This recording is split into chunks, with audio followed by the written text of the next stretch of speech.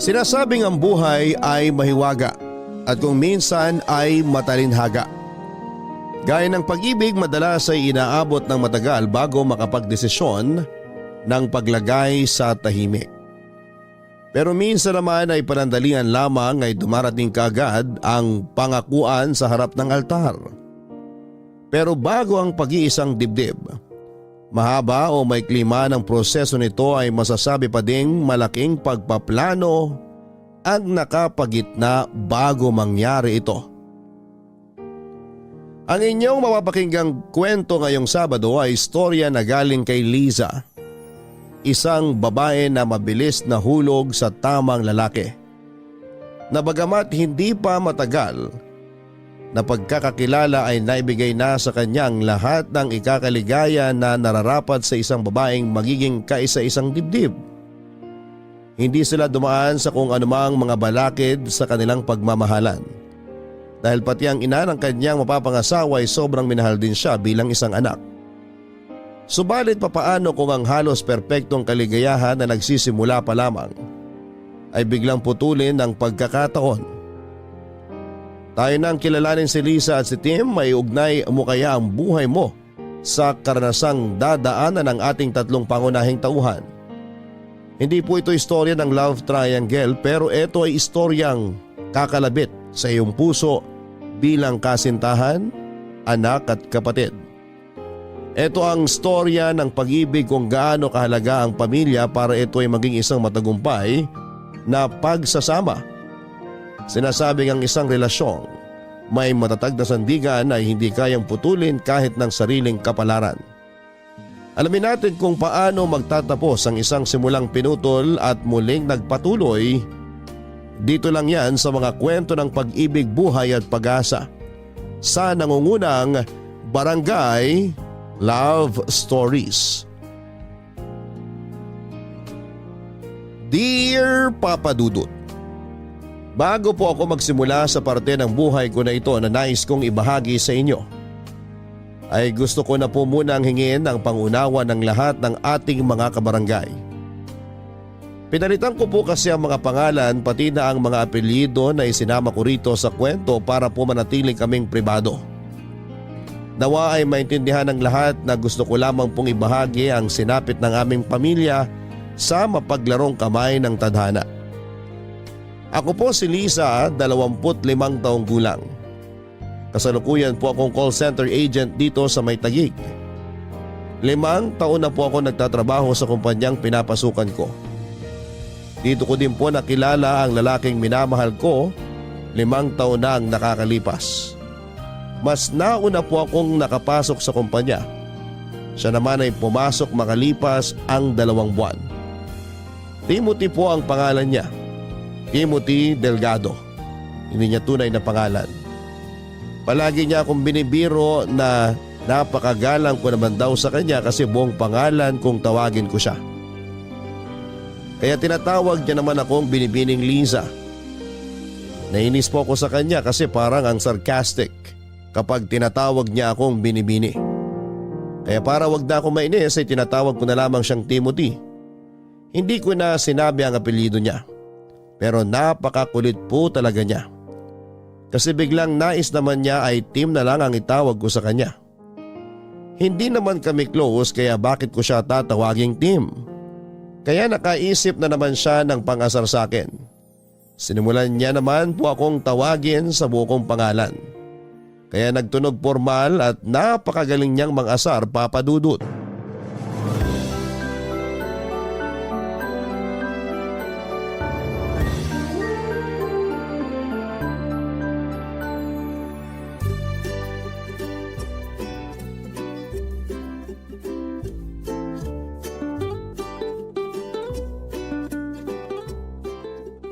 Sinabing hindi mo na ako kailangan tawaging binibini at hindi mo ako kailangang tawagin sa buo kong pangalan. Kulang na lang ipagkalat mo sa mga tao dito ang buong impormasyon tungkol sa akin eh. Hindi totoo yan. Hindi ko naman sinasabi ang birthday mo ah. Pilosopo ka talaga. Bakit? Kailan ba ang birthday mo? Sa January Lakas mo talagang mang asar no? Tsaka na nga, umanap ka na ng kausap mo. Sandali lang. Ito naman hindi na mabiro. Sinabing hindi tayo magkabiruan. Close ba tayo? Tawagin mo na lang akong Tim. Hindi na kita kukulitin. Sige na, please. Oo na, ang kulit mo. Anong oo na? Anong oo na ano? Uy, inaasar ako. Ang kulit mo. Oo na, Tim. O ayan, masaya ka na? Teka, anong nangyayari? Aray, yung dibdib ko. Ano ba nangyayari sa'yo? Bakit ka nakangiti? Ang puso ko. Masakit ba? Halika, pumasok tayo sa loob ng building. Dadalhin kita sa klinik. Nawawala ang puso ko. Ano bang pinagsasasabi mo dyan? Halika na sa klinik. Ang puso ko ninakaw. Ano bang sinasabi mo? Naku, nagdideliryo ka na yata. Ninakaw ang puso ko. Ninakaw mo. Ano? Ikaw ang lakas mo talagang manginis. Kaya ayaw kitang kausapin eh. Lumayo ka nga sa akin. Uy, bakit mo naman ako binitawan? Muntik tuloy akong matapilok. Bigat na ako sa pag-alalay sa'yo. Naglolo ko ka lang pala. Aalis na ako. Bahala ka sa buhay mo dyan. Sandali! Ito naman hindi na mabiro. Natuwa lang ako at sa wakas tinawag mo akong Tim. Kaya mula ngayon, Liz na ang itatawag ko sa'yo. Anong Liz? Unang-una, Liza ang tawag sa akin ng lahat.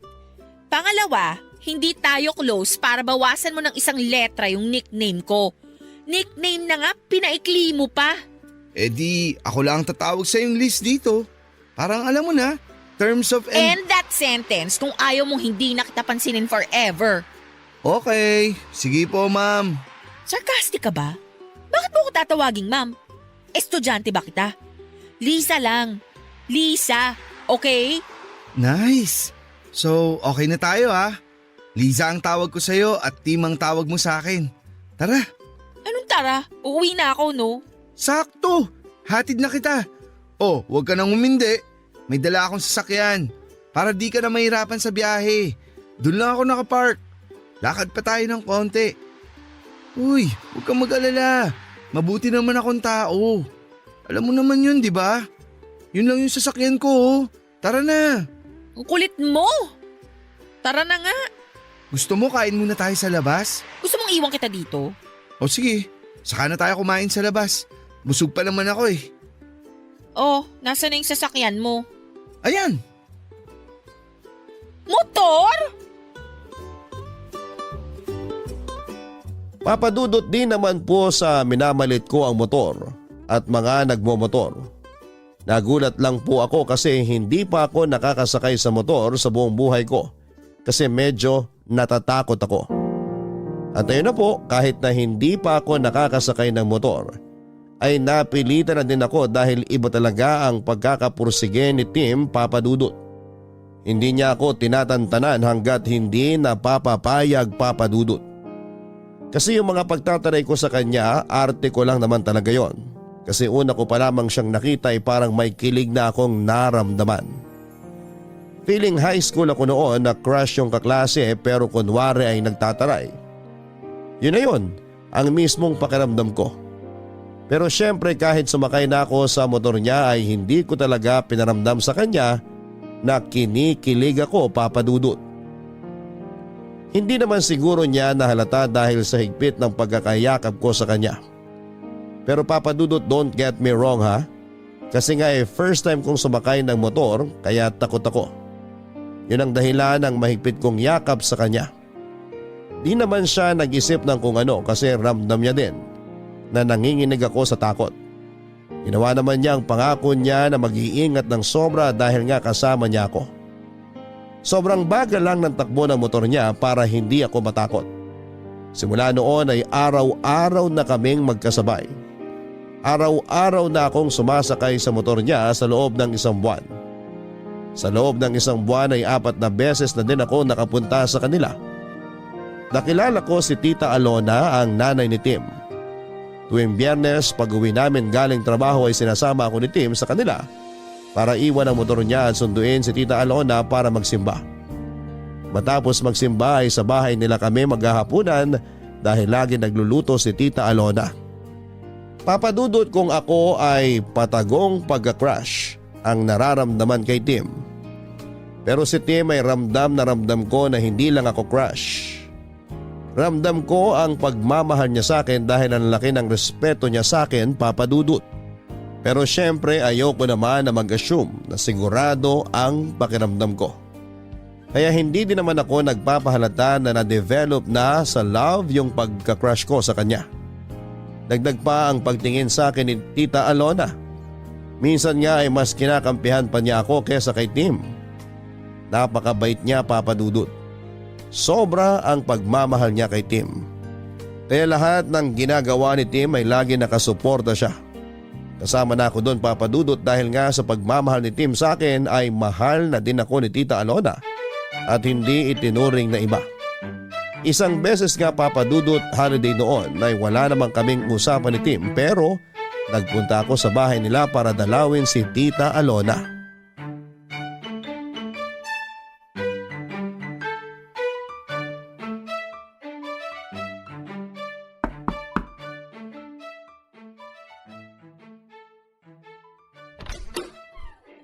Tita, magandang tanghali po.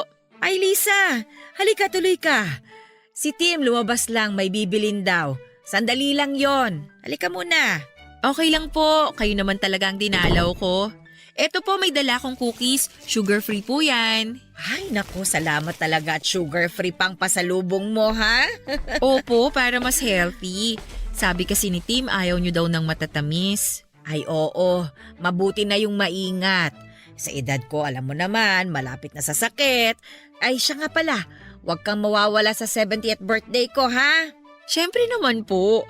Sagot ko na po yung cake ha. May mabibilhan akong sugar-free na cake. Ay meron palang sugar-free na cake? Opo, meron po. Kung sa bagay, halos wala namang imposible ngayon eh. Marami na din kasi ang umiiwas sa sobrang asukal. Yung iba nga ang dahilan, hindi sa kalusugan kundi sa bulsa. Mahal na daw kasi ang asukal.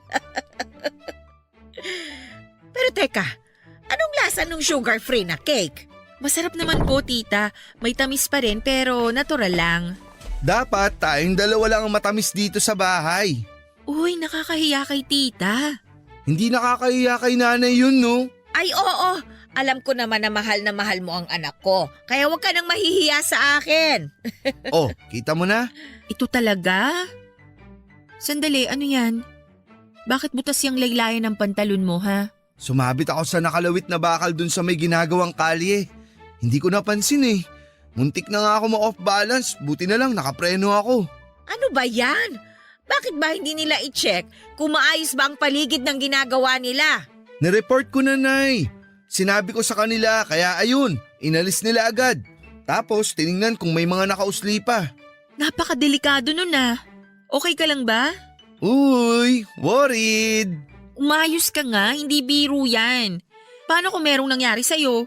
Ay, napikon. Sorry po. Totoo naman ang sinasabi ni Liza, anak.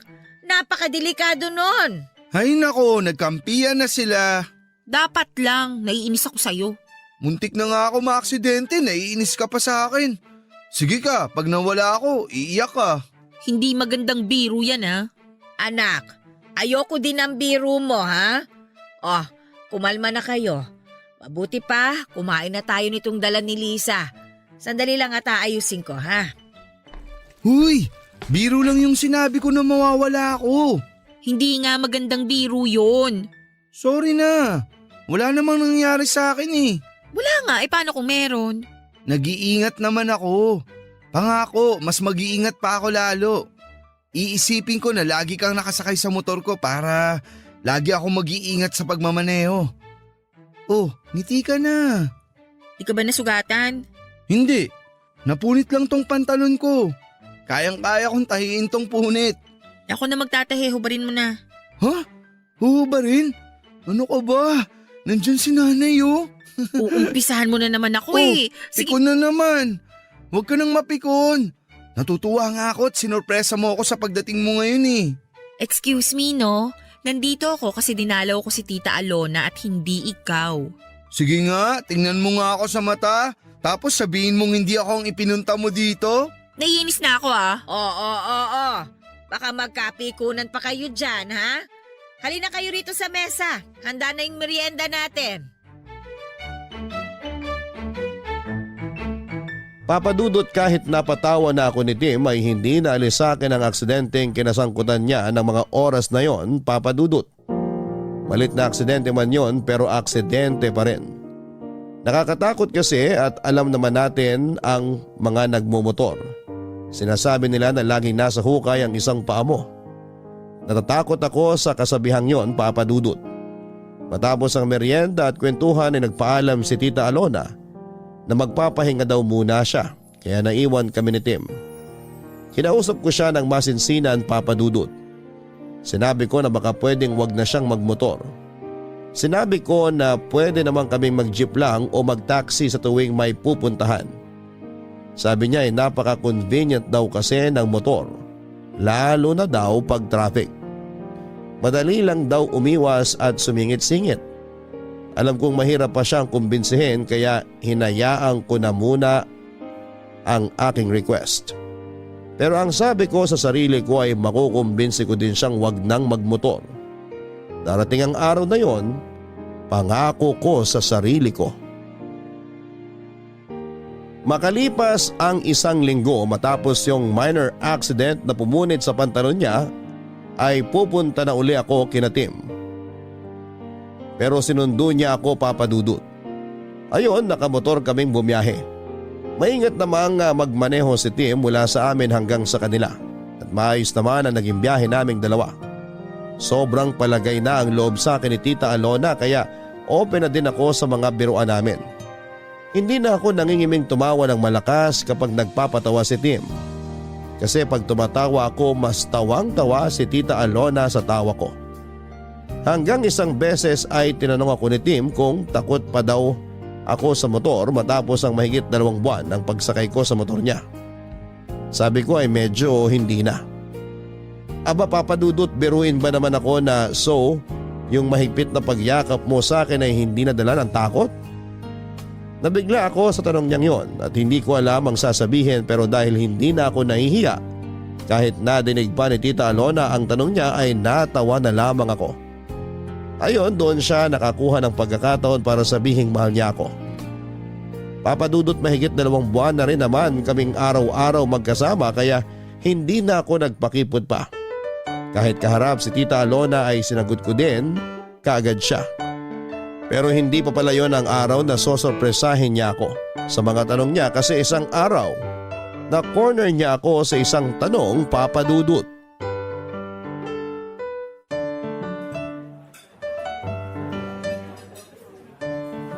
Ano to? Papatikin mo sa akin lahat yung nasa menu nila? Pero masarap naman ang pagkain nila dito, di ba? Masarap nga pero bakit ang dami mong in-order? Ang hirap tuloy magpigil ng kain. Teka nga, ano bang okasyon? Mamaya ako na sasabihin. Hintayin muna natin si nanay. Ano? Dadating si tita tapos pinakain mo na ako? Ano ka ba, nakakahiya? Dapat hinintay muna natin siya. Sabi niya kasi mauna na tayong kumain. Kasi baka medyo matagalan siya ng dating. May naasikaso pa raw siya eh. Pero parating na yun. Eh basta hihintayin ko muna si tita. Mamaya ako na itutuloy yung pagkain. Anak! Ayun na pala si nanay. Sabi sa'yo, parating na siya eh. Mano po, Nay? Magandang tanghali po. Mano po? Ay, kaawaan kayo ng Diyos. Naku, pasensya na kayo ha. Kanina pa talaga ako tapos dun sa inasikaso ko. Yung traffic ang nagpatagal sa akin eh. Ay, napagod ako. Sabi sa inyo eh.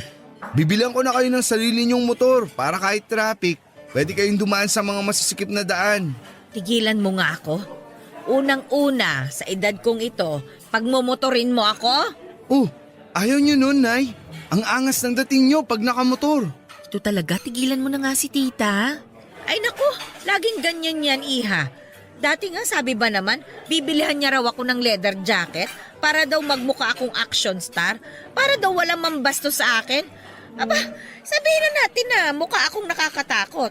Eh pero hindi ba mas mukha akong tanga at naka-leather jacket ako sa init ng panahon? Uy, wag mong pigilan yan, baka kabagan ka. Tita, ayoko pong tumawa. Ay iha, wag ka nang mahiya. Nakakatawa naman talaga eh. Hindi lang ako makatawa kasi nanunuyo itong lalamunan ko. Inom po muna kayo. Ito po, tita, oh. Ay, salamat iha. Ayan. Ay, salamat naman at hindi natuyo ang lalamunan ko. Pwede na tayong tumawa. Ano nga ba yung tinatawanan natin? Yung tungkol po sa mukha kayong action star na naka-leather jacket sa ilalim ng mainit na araw.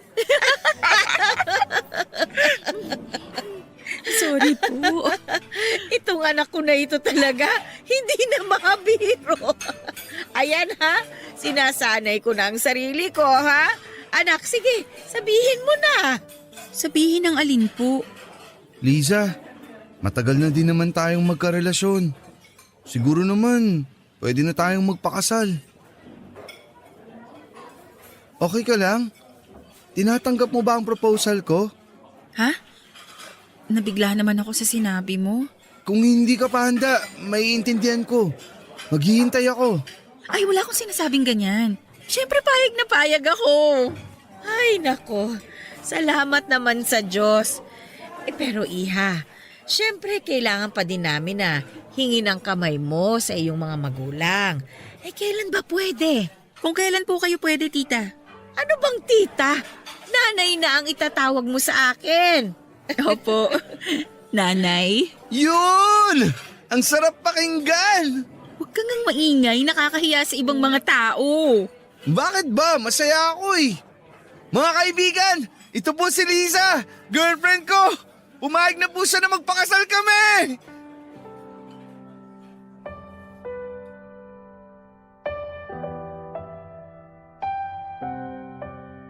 Napakasaya ng araw na yon, Papa Dudut. Plinano namin ang pagharap sa mga magulang ko para kunin ang basbas nila. Hindi naman ako nag-alala na hindi sila papayag. Kasi napakalambing ni Tim, kaya kuhang-kuha niya ang loob ng nanay at tatay ko.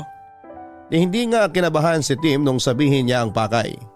Matapos noon ay nagsimula na kami magplano kung anong araw ang kasal. Kung saang simbahan, saan ang reception, hindi nakialam sa pagdidesisyon ang mga magulang namin.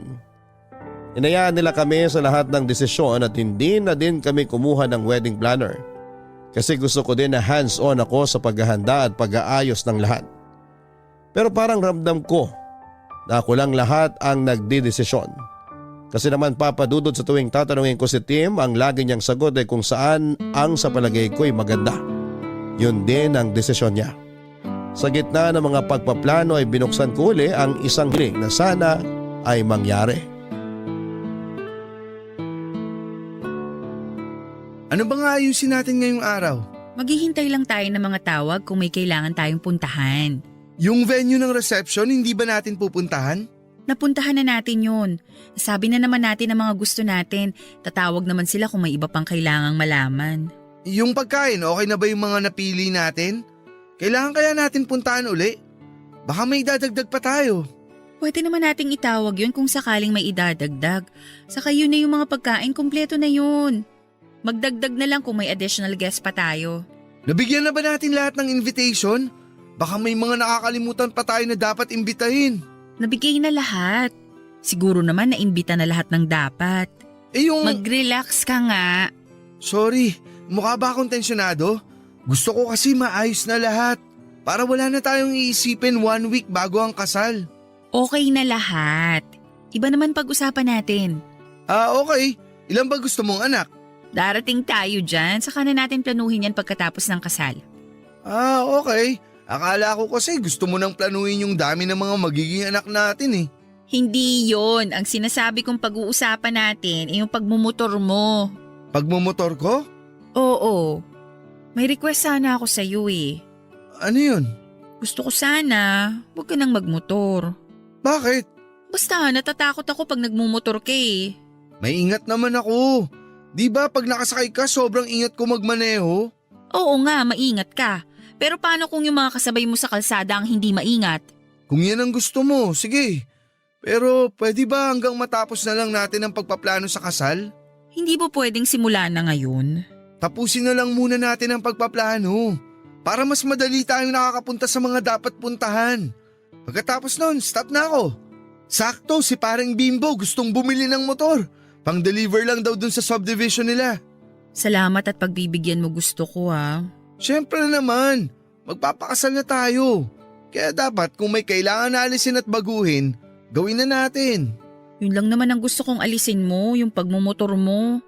Wala ka nang dapat pang baguhin. Kasi pagdating sa ugali, perfect ka na. Sobrang husband material ka. At soon, perfect padre de pamilya na.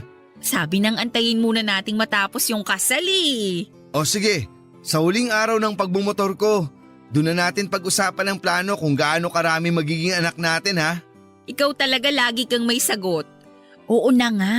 Yun!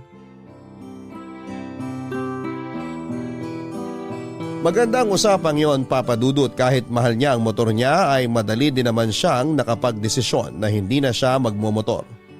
Pero kailangan muna naming tapusin ang lahat ng kailangan tapusin para sa kasal bago mangyari yon. Kasama ko siya sa lahat ng lugar, sa simbahan, sa lugar ng reception, sa pagbili ng mga souvenir, pagpili ng mga kakainin at lahat ng lugar ay magkasama kami. Maliban sa isang lugar, yung paggawaan ng mga isusuot namin. Ang sabi ko kasi gusto ko isorpresa sa kanya ang itsura ng wedding gown ko. At gusto ko din na sorpresa sa akin kung gaano siya kagwapo sa isusuot niyang damit. Pinilit nga niya ako na samahan siya kasi okay lang naman daw na makita ko ang isusuot niya. Pero hindi ako pumayag kasi gusto ko nga ay sorpresa. Pero noong araw na tinawagan siya ng sastre para daw maisukat ang damit bago tuluyang tapusin ang tahi ay bigla ko na lang naisipan na sumama sa kanya. Pero nabaliktad. Siya naman ang nagsabi sa akin na huwag na daw akong sumama para sorpresa. Alam ko na lang iinis lamang siya kaya kinulit ko na sasama ako. Pero hindi talaga siya pumayag. Umalis na siya ng araw na yon gamit ang motor niya at ang sabi niya ay may maganda daw siyang balita sa akin. Nagtaka ako kung ano yon. Ang sabi niya ay dahil huling lakad na daw ng pagpaplano yung sukat ng damit niya. Yun na raw ang huling araw na magmomotor siya. Natuwa ako sa mga sinabi niya, Papa Dudut, dahil sa wakas ay matutupad na ang gusto ko na huwag siyang magmotor. Nakita niya ang tuwa ko kaya niyakap niya ako at saka siya humalik sa akin at saka tuluyan ng umalis. Pumasok ako ng bahay na ini-imagine ang magiging itsura niya sa Amerikanang pinatahi niya. Pero sandali akong natigilan dahil naisip ko ang sinabi niya. Na yun ang huling araw na magmomotor siya. Ilang sandali lang ay may sumigaw sa labas. Tinawag ako dahil na-aksidente raw sa kanto si Tim. Na-aksidente si Tim, isang kanto lang ang layo sa amin. Patawid na daw si Tim nang biglang may kotseng nawala ng preno ang sumalpok sa kanya. Naitakbo sa ospital si Tim pero hindi na siya naisalba ng mga doktor. Wala na ang pinakamamahal ko, Papa Dudut. Lahat ng plano namin ay wala na. Dahil ang taong kasama ko para buuin ang mga pangarap ko ay hindi ko na makakausap.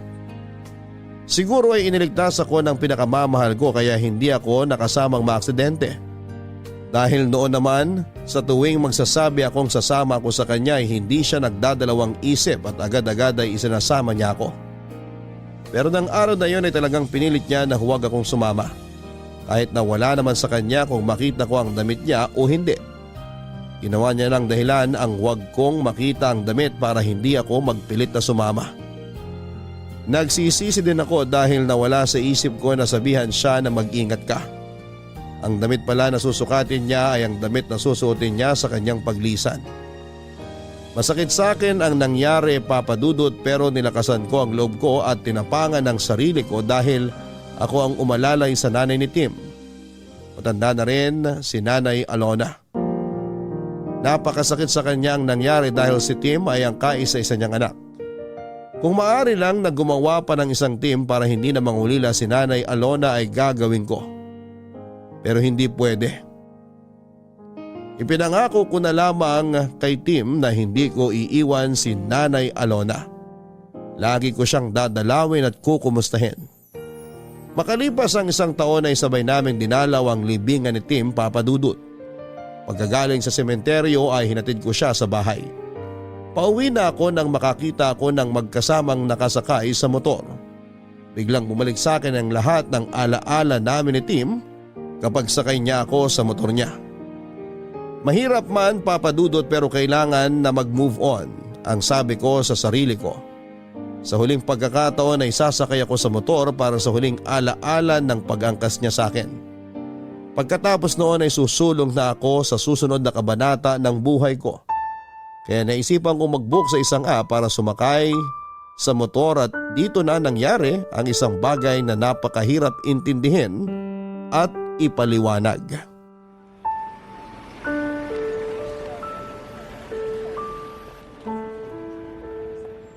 Anak, hindi mo naman ako kailangang ihatid pa. Baka may gagawin ka pa at naistorbo kita. Nay naman, ano po bang storbong sinasabi ninyo? Gusto ko po itong ginagawa ko. Alam niyo naman kung gaano kayo kaimportante sa akin eh. Maraming salamat anak ha. Napakabuti mo. Kahit wala na si Tim, nandiyan ka pa din at hindi mo ako iniwan. Salamat anak. Salamat. O ano po yan? Umiiyak kayo. Ayaw ni Tim ng ganyan. Malulungkot yun pag nakita niyang umiiyak kayo. Pasensya ka na ha. Halika muna at kumain ka bago ka umalis. Naku, wag na po, Nay. May pupuntahan pa po ako. Nag-book na po ako ng motor na sasakyan ko. Malapit na rin pong dumating dito. Bukas na lang po, magdadala din ako ng laing na luto ni Mama. Oy sige, masarap magluto ng laing ang mama mo. Magluluto din ako ng paborito ni Tim na sinigang na bango sa bayabas. Sige, Nay. Magkita po tayo bukas, ha?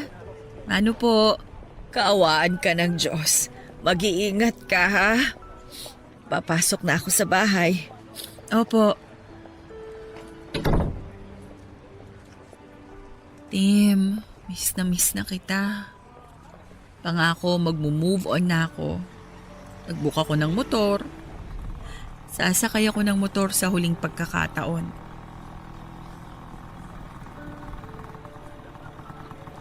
Ma'am Liza? Kayo po ba si Ma'am Liza? Ma'am, okay lang po ba kayo? Ha? Oo. Pasensya na. Nagulat lang ako sa boses mo. May kaboses ka kasi eh. Talaga po ba? Singer po ba yan? Kasi marami pong nagsasabi maganda raw ang boses ko pag kumakanta eh. Palabiro ka pala. Hindi singer ang kaboses mo. Kaboses mo yung... Hayaan mo na nga. Tara na. Ay sandali, wala po pala kayong sariling helmet. Pasensya na, di ko agad na ilabas yung helmet na para sa pasahero.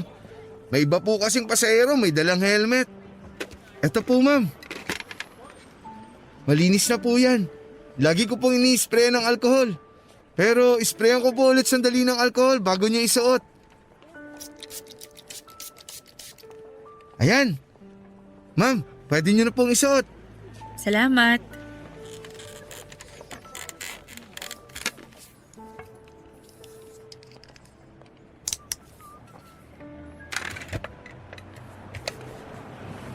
Sakay na po kayo ma'am. Bago po tayo umandar ma'am, check ko lang. Komportable naman po kayo sa pagkakaupo nyo? Ha? Oo, komportable naman. Salamat. Don't worry ma'am, iatid ko kayo ng safe and sound. Maingat po ako, lalong-lalo na kung may sakay. Naalala ko yung boyfriend ko sa'yo. Napakaingat nun sa pagmamaneho ng motor. Pero yung bumangga sa kanya hindi nag-ingat eh. Ay, opo, may mga ganyan po talaga. Nakakainis yung mga kamote na yan.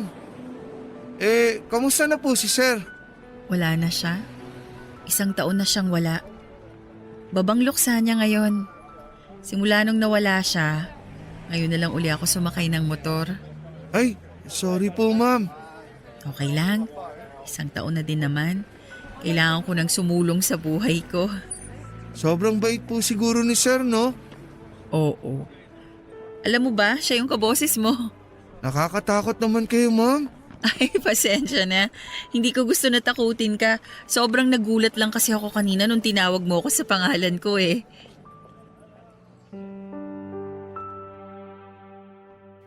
Noong pagkatawag pa lang niya sa akin ng Ma'am Liza at kaboses niya si Tim ay parang nag-flashback sa akin noong una kong kinukulit noon si Tim sa hallway ng opisina namin. Buong biyahe kaming nagkwentuhan, Papa Dudut, at para akong reporter na nag-i-interview sa dami ng tanong ko.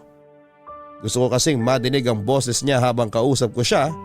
Nakapikit ako at iniisip ang mukha ni Tim na parang siya ang nagmamaneho habang nakasakay ako sa motor. Nalaman ko na graduate siya ng Bachelor of Science in Computer Science. Pero nagmamaneho muna ng motor para makaipon dahil may gusto siyang itayong negosyo na konektado sa kurso niya. Nagpa-cute pa nga siya, Papa Dudut, kasi nung tinanong ko, ayaw niyang sabihin kung anong negosyo ang itatayo niya. Huwag na daw muna kasi baka maudlot. Ewan lang kung bakit ba naitanong ko sa kanya kung may asawa na siya. Sinagot niya naman na wala. May kasintahan daw siya dati kaso ay hindi rin sila nagtagal. Ayon sa kanya ay hiniwalayan siya dahil wala daw siyang oras para sa relasyon nila. Ayun nga, tuloy-tuloy ang kwentuhan namin sa buong biyahe. May mga tanong ako at sagot siya na nagkakatawanan pa kami na parang ang tagal na naming magkakilala. Papa Dudut, hindi naman sa defensive ako pero gusto ko lang talagang madinig ang boses niya. Kaya nakipagkwentuhan ako sa kanya kasi hindi ko naman masasabi kung makakausap ko pa ulit siya o kung may makakausap pa ako na kaboses ng boyfriend kong si Tim. Siguro pagkakataon na ng uli ang gagawa ng paraan kung magkikita at magkakausap pa uli kami.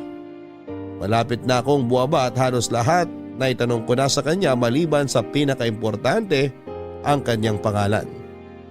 Hindi ko kasi nabasa yung pangalan niya sa app kasi wala ako sa wisyo noong nagbook ako. Noong matanggap niya yung booking ay itinago ko na kaagad ang phone ko. At habang nasa biyahe ay hindi ko naman makuha ang phone ko sa bag ko kasi kinakabahan ako, Papa Dudut. Pagbaba ko ng motor at bago ko pa man may tanong ang kanyang pangalan ay nakiusap na siya na kung pwede raw ay makiinom para daw hindi na siya bibili ng tubig at matipid niya ang budget niya sa araw na yon. Niyaya ko siyang pumasok sa bahay pero nahiya siya at doon na lang daw siya maghihintay sa labas. Siyempre hindi ko na siya pinilit pa. Agad akong pumasok sa bahay para kumuha ng tubig. Sakto may bottled water pa ako na hindi nabubuksan sa ref. Paglabas ko ay saktong tinanggal niya ang helmet niya. Nang iabot ko na ang tubig ay tinanggal niya naman ang suot niyang mask. Noong ko unang naramdaman ng halo-halong emosyon at hindi ko alam kung papaano ipapaliwanag yon.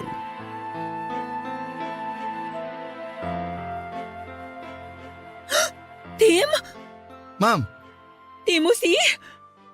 ako nga po. Uy, ma'am! Ma'am, ano nangyari? Ma'am, gumising kayo! Ma'am! Ma'am, okay lang kayo? Ano nangyari? Bakit kayo naimatay? May masakit po ba sa inyo? Ma'am, ano po bang nangyari?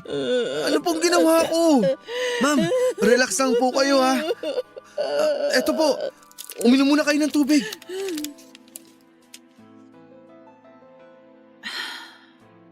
Okay na kayo, ma'am? Kalmado na po ba kayo? Oo. Okay po.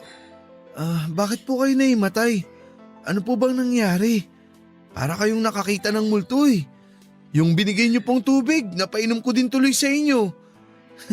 Joke lang po. Pinapatawa ko lang kayo. Tim? Ikaw ba talaga yan? Opo, ako nga po. Yun din po yung pangalan na nakalagay sa app. Bakit po parang ngayon nyo lang na-realize yung pangalan ko? Hindi ko tinignan ang pangalan mo sa app kanina. Sobrang lalim ng iniisip ko eh. Ang nakita ko lang yung numero ng plaka ng motor mo. Bakit po gulat na gulat kayo na Timothy ang pangalan ko? Paano nyo rin po nalaman na Tim ang nickname ko? Ay, wag nyo na pong sagutin yung huling tanong. Obvious naman po kasi na kaya Tim dahil Timothy ako. Pasensya na po kayo ha. Pinapatawa ko lang kayo para ma-relax kayo. Tim, naguguluhan na ako. Mas naguguluhan ako, ma'am. Ano po bang nangyayari? Hindi mo ba talaga ako kilala? Hindi po. Ngayon ko lang po kayo naisakay. Timothy Delgado? Ano po? Ikaw si Timothy Delgado. Hindi po. Timothy Garcia po ako. Nakakatakot naman kayo, ma'am. Napagkamalan niyo ako yung kakilala niyong Timothy. First time niyo lang po bang nakadinig ng may kapangalan? Joke lang po. Hindi lang sa pangalan eh. Hindi ko alam kung paano ko ipapaliwanag sa'yo. Sige po, ma'am. Makikinig po ako. Pwede bang samahan mo ako pabalik kung saan mo ako sinakay? Okay lang po sana, ma'am. Kaso, may schedule pa po ako ngayon eh. Baka malate po ako ron. Nagdadrive din po ako ng rent-a-car. May ihatid po ako sa Pampanga. 5 p.m. po yun, kaso may nakuha pa po akong isang pasahero sa motor bago ako umuwi. Pasensya na, ma'am ha. Hindi po sa nagdadahilan ako. Alam ko na. Kunin ko na lang po ang number nyo. Kontakin ko po kayo bukas pagbalik ko dito sa Maynila. Eto yung number ko. Pasensya na, pakopya na lang dyan sa cellphone. Hindi ko na maalala ang number ko, naguguluhan ako. Opo, ma'am. Ang gulo po talaga. Kung wala lang po akong gagawin ngayon sana sinamahan ko na kayo. Pasensya ka na ha. Mahirap ipaliwanag eh. Pero may tao na pwedeng maglinaw ng lahat. Sige po, ma'am. Eto na po ang cellphone nyo. Nakuha ko na po ang number nyo. Sinave ko na din po ang number ko sa phone nyo. Ma'am, nakatulala po kayo. Pasensya ka na. Huwag ka sanang mawirdohan sa akin ha. Actually, mas lalo ako naging interesado kung ano yung gusto nyong sabihin eh. Paano, ma'am? Kailangan ko na pong pick upin yung pasahero ko. Sige po, Ma'am Liza. Lisa na lang please. Lisa na lang ha, tanggalin mo na din yung po. Okay, sige, alis na ako. Mag-iingat ka. Salamat. Bye, Liz.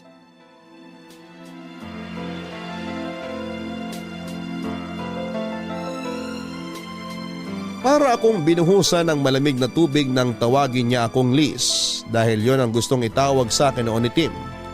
Pero hindi ko siya pinayagan. Ang salitang mag-ingat ka na hindi ko nasabi kay Tim bago siya na aksidente ang nasabi ko sa taong ito na hindi ko alam kung kilala ko na o ngayon ko lang nakilala.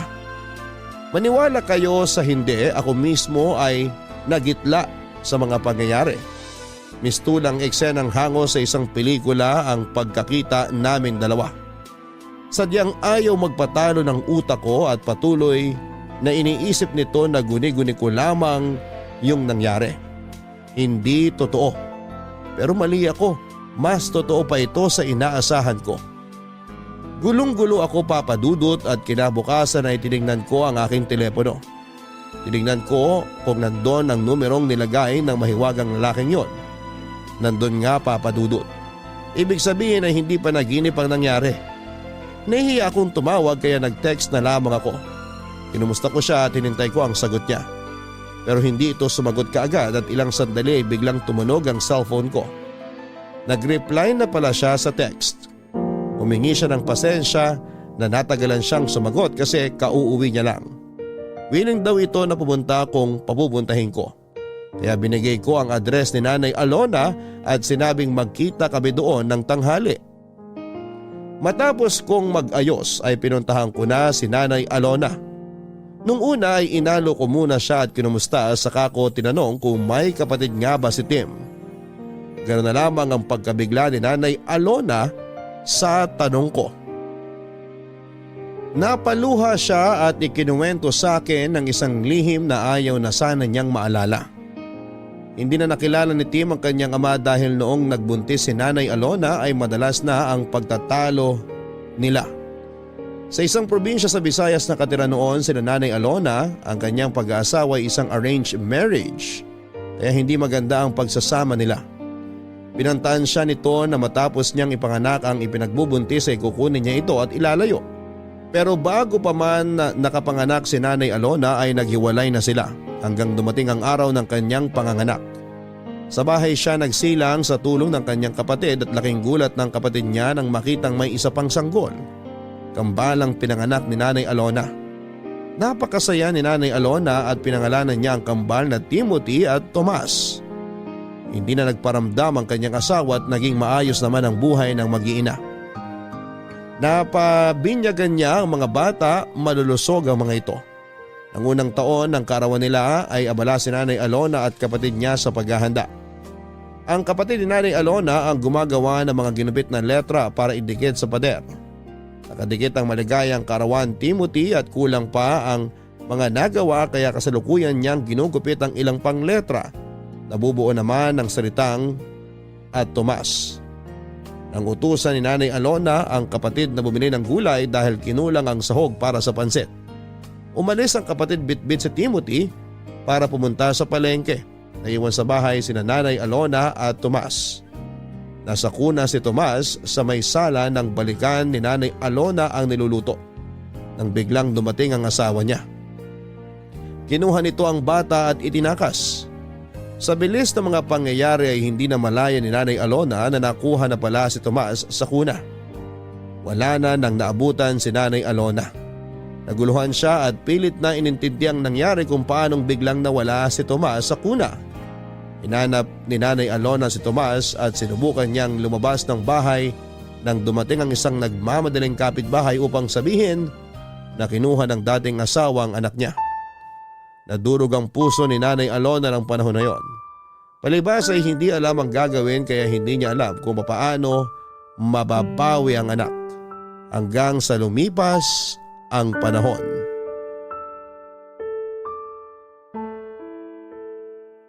Ilang taon kong dinamdam ang pangyayaring yon. Bakit mo ba biglang naitanong yan? Nay, may nakilala po ako. Kamukhang kamukha ni Tim. Hindi ako makapaniwala nung makaharap ko siya. Akala ko nagmumulto si Tim pero kausap ko siya at nahawakan ko. Ha? Diyos ko! Nay, huminahon kayo.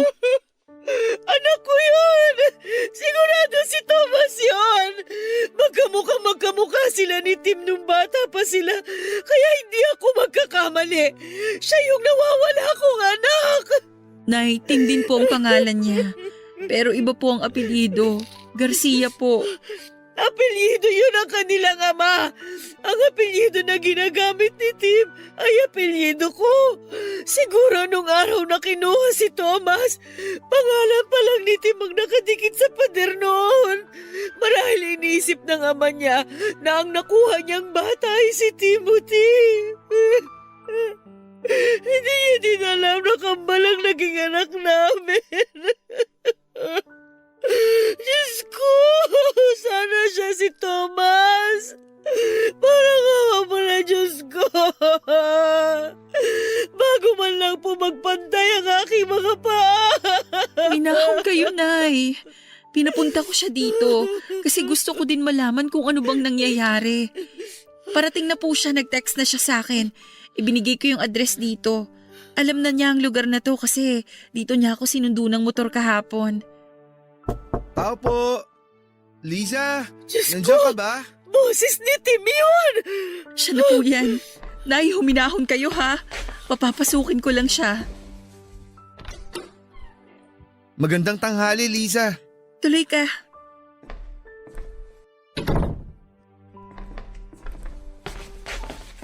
Ay, magandang tanghali po, Nay. Diyos ko! Anak ko! Po? Anak! Ako ang nanay mo! Kinuha ka sa akin ng tatay mo noong 1 taon ka pa lang! Ano po? Ikaw si Thomas! Kakambal mo si Timothy! Thomas ang totoo mong pangalan, anak! Naguguluhan po ako. Anak! Patawarin mo ako! Hindi kita naipaglaban! Bigla ka kasing kinuha ng tatay mo at hindi ko alam kung saan ko siya hanapin noong mga panahong yon. Pero kahit ganon, hindi ako tumigil sa paghahanap sa'yo. Alam na kakambal mo ang tungkol sa'yo.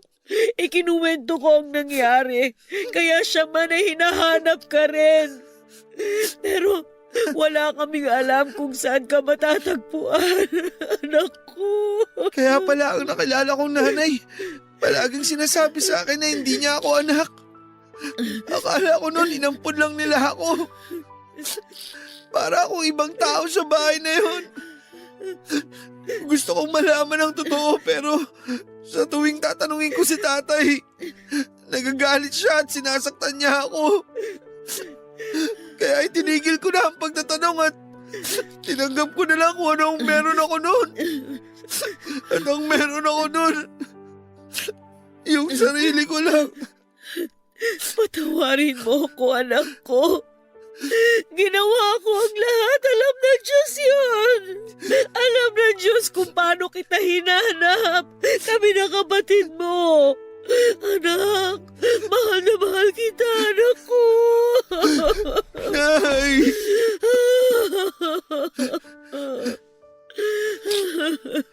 Salamat, Liza. Salamat din at pinigyan mo ako ng dahilan para makausad. Anong ibig mong sabihin? Saka ko na ipapaliwanag. Ang importante ngayon, nakita na kayo ng tunay na nanay mo. Nasaan na pala ang kapatid ko? Anak, wala na siya. Naaksidente siya sa motor nung 1 taon. Oh? Ay, oo nga pala. Nakalimutan ko. Nabanggit nga po pala yun ni Liza nung una kami nagkita. Huwag ka nang malungkot. Siguro, masaya na siya ngayon kasi nakita na kita sa wakas. Bukas kung wala kang gagawin, puntahan natin yung puntod niya. Sige, gusto kong pumunta doon. Salamat, Liza. Hindi na ako sasama bukas, ha? Magluluto ako ng pansit. Yun ang handa ninyo nung unang kaarawan nyo. Pero hindi mo na natikman. Gusto kong lutuin uli ang pansit na yun bilang muli natin pagsasama-sama. Dahil nabuhay muli ang kapatid mo dahil sa'yo. Hindi lang ikaw ang bumalik sa akin, anak. Pati si Timothy.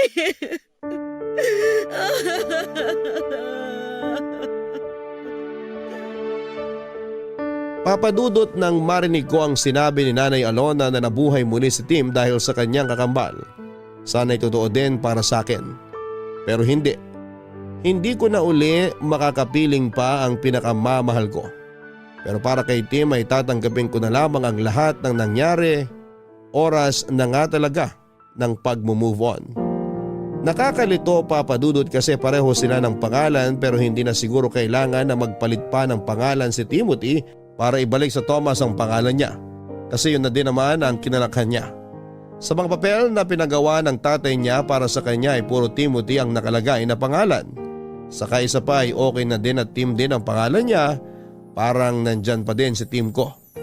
Don't get me wrong, Papadudot, ha. Sabi ko nga ay naka-move on ako. Pero ayoko namang totally kalimutan si Tim.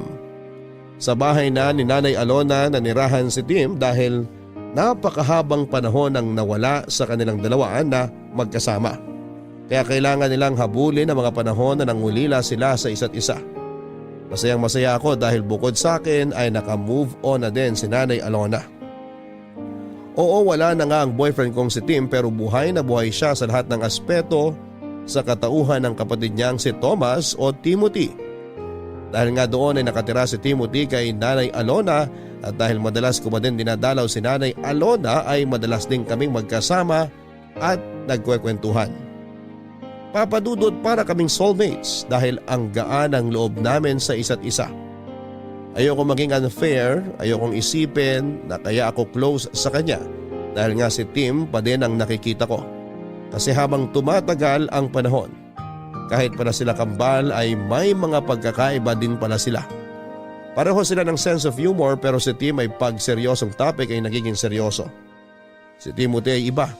Kasi para sa kanya pag seryoso ang topic ay pinipilit niyang hanapan ng paraan para maging magaan ito. Ayaw niya daw ng mga nakakalungkot. Kasi halos buong buhay niya ay malungkot na. Kaya ayaw niyang nakakakita ng nalulungkot. Papadudot na kumbinsin na rin namin ni Nanay Alona si Timothy na huwag nang magmotor. Dahil nga hindi maganda ang nangyari kay Tim dahil sa motor. Sinuportahan din ni Nanay Alona ang negosyong pangarap ni Timothy. May computer shop na siya.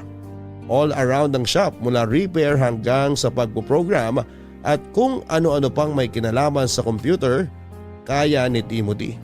Kampante kami sa mga ginagawa namin, Papadudot. May tinatawag kaming relax day, yun ang araw ng day off ko, na kung saan ay araw din na sarado ang shop ni Timothy.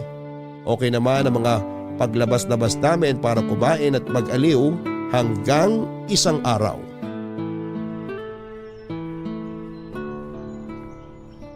Bakit ba paborito mong pumunta sa park na to? Alam mo, sa totoo lang, hindi ko rin alam. Baka naman may naaalala ka kapag nagpupunta ka dito. Wala naman. Para kasing napapanatag yung utak ko pag nandito ako. So nagpupunta ka dito mag-isa? Hindi. Ayoko namang isipin ng mga taong nakakakita sa akin na loner ako. Sino kasama mo? Iba-iba, mga kaibigan ko. Alam mo bang si Tim? Yung kakambal mong si Tim, gustong-gusto ring pumupunta sa park na to. Talaga? Bakit ganun? Anong bakit ganun? Ang liit lang naman itong park. Kung nagpupunta siya dito noon pa, bakit di kami nagkita kahit minsan? Mahiwaga talaga ang buhay eh. Siguro nga. Ikaw ba ang lagi niyang kasama dito? Minsan, pero di gaya mo, kaya niyang tumambay dito mag-isa. Mag-isa siya dito pag nagkakasamaan kami ng loob. Pagkagaling dito, makikipagkita na siya sa akin. Tapos ang saya na niya at patatawanin na naman ako. Weak ako kaya ayun, natatawa na lang ako tapos okay na kami. Napakabait pala ng kambal ko. Alam mo ba mula nung nalaman kong may kakambal ako at alam ko din na hindi ko na siya mayayakap? Alam mong ginagawa ko? Tumitingin ako sa salamin tapos niyayakap ko ang sarili ko. Ang weird pero ang cute. Alam mo ba, sa totoo lang, sa tuwing ginagawa ko yun, parang nararamdaman ko din na niyayakap niya ako. Pero, sinong mas gwapo sa amin ni Tim? Kahit magkamukhang magkamukha kayo, kung ako ang tatanungin kung sino ang mas gwapo, siya. Hindi naman ako magtatampo dun. Kasi dahil kambal kami kaya pakiramdam ko ako rin yung sinasabihan mong gwapo. Wala talagang ligtas sa'yo, no? Parehong-pareho kayo. Lahat ng hirit ng iba, lagi kayong may sagot. Speaking of sagot, dahil sinagot mo ang lunch kanina, sagot ko naman ang merienda ngayon. Kaya diyan ka lang, may bibilin ako. Yung sikat na siopaw at pork siomay dun oh. Sandali lang ha. Aba, bilisan mo. Baka ako naman ang pag-isipan ng mga tao na loner. Mabilis lang ako. Luto naman na yun eh. Sandali lang, babalik ako agad.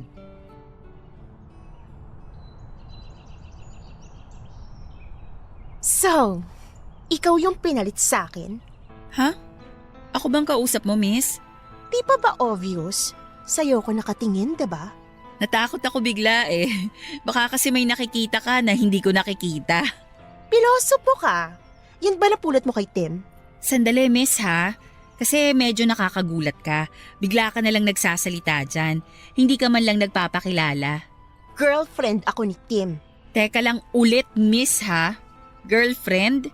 Ang alam ko, walang girlfriend si Tim. Wala na nga kasi inagaw mo siya. Sandali nga. Writer ka ba? Ang dami mong naiisip eh. Sinong inagaw? Sinong nang agaw? FYI, miss ha, wala akong inaagaw. Teka. So ikaw pala yung ex ni Tim. Hindi pa official na ex. Ano pang kailangan para maging official? Pirma ng prinsipe ng Dubai? Pwes, sorry. Di niya mapipirmahan kasi busy siya. Ang lakas mo mang asar ha? Sandali nga. Bigla kang lalapit dito tapos may topic ka na agad? Ibig sabihin kanina ka pa nakikinig dyan? Anong nakikinig? Nadinig ko lang. Malaking diferensya nun. Nakikinig o narinig, pareho lang yon. Pinakinggan mo pa din. Tsaka sino ka ba? Hindi ka muna nagpakilala. Hindi na importante ang pangalan ko. Ang pinag-uusapan natin dito, yung pangaagaw mo. So ayaw mong sabihin ang pangalan mo? Huhulaan ko na lang. Dahil nakikinig ka sa usapan ng may usapan, I therefore conclude na ang pangalan mo, Marites. Kanina ka pa! Lorena! Oh, so Lorena palang pangalan mo. So, ngayon alam mo na. Anong ginagawa mo dito? Bakit? Sa inyo ba tong park para pagbawalan mo akong pumunta dito? Siya ba? Siya bang pinagpalit mo sa akin? Tumigil ka nga. Huwag kang mag-eskandalo dito. Nakakayayang ginagawa mo. Si Liza to. Kaibigan ko siya. O paano? Maiwan ko na kayo ha.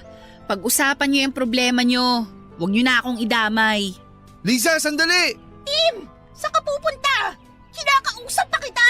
Huwag ka nga maingay. Nakakahiya. Halika na. Ihatid na kita. Doon na tayo mag-usap sa inyo.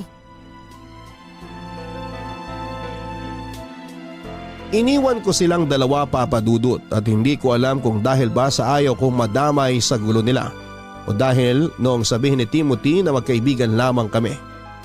Hindi ko alam kung ano yung nararamdaman ko noon doon ko na-realize na nahuhulog na pala ang loob ko kay Timothy. Pero hindi po pwede. Pinilit kong tanggalin yung pakiramdam sa isipan ko. Kaya yon, dumalang na ang pagpunta ko sa bahay nila ni Nanay Alona. Kung pupunta man ako ay kakapustahin ko lamang si Nanay Alona at saka aalis na kaagad ako. Hindi na rin ako sumasama sa mga imbitasyon ni Timothy. Bisi-bisihan ako lagi, Papa Dudut. Natatakot kasi ako. Alam ko naman na walang masama kung maging kami. Hindi naman sa tinutuhog ko ang kambal pero wala naman din ang boyfriend kong si Tim kaya pwede na akong umibig muli. Pero ganun pa man ang isip ko ang pinaglalabanan ko. Oo nga, pwede na akong umibig pero hindi kay Timothy na kakambal ni Tim. Walang masama pero kailangang pigilan ko ang nararamdaman ko. May hangganan talaga ang lahat ng bagay, Papa Dudut. Dumating ang panahon na kailangan nang magtapos ang pagkakaibigan namin ni Timothy. Dumating na rin ang dikta ng aking damdamin na kailangan ko nang mag-asawa at umusad na sa buhay, Papa Dudut. Yung trahe de boda ko na pinatahi noon ay hindi na din naman nasayang. Dahil yun na rin ang isinuot ko nitong kinasal ako. Bagamat alam ng aking mapapangasawa ang story ng damit na yon ay masaya naman siyang pumayag na yon ang suotin ko. Hanggang dyan na lang po, Papa Dudut. Salamat sa pagbibigay ng oras sa aking sulat. Ang inyong forever kapuso at kabarangay, Mrs. Maria Elizabeth May Delgado Garcia. Deja vu pa bang matatawag ang lahat ng pinagdaanan ni Liza? Mula sa malungkot na pangyayari ay natapos pa din ng masaya. Sabi nga ay mapaglaro daw ang tadhana pero siguro kung pipilitin mong gawing positibo ang isang negatibong bagay, ay ililiko pa din ang tadhana ang katapusan para maging masaya. Kaya anuman ang nangyayari, huwag tayong mawala ng pag-asa. May pagsubok man, tuloy pa rin ang buhay. Hanggang sa muli, ako po ang inyong si Papa Dudut sa mga kwento ng pag-ibig, buhay at pag-asa sa Barangay Love Stories #1. Mga kwento ng pag-ibig, kwento ng pag-asa at mga kwento ng buhay dito sa Barangay Love Stories. Love Stories. Forever. Nagustuhan ng iyong napakinggan? Ituloy yan via live stream sa www.gmanetwork.com/radio. Kabarangay, i-share mo ang iyong barangay love stories. Sabay-sabay nating pakinggan ang iyong kwento ng pag-ibig, buhay at pag-asa. Ipadala lang sa barangaylovestories@yahoo.com.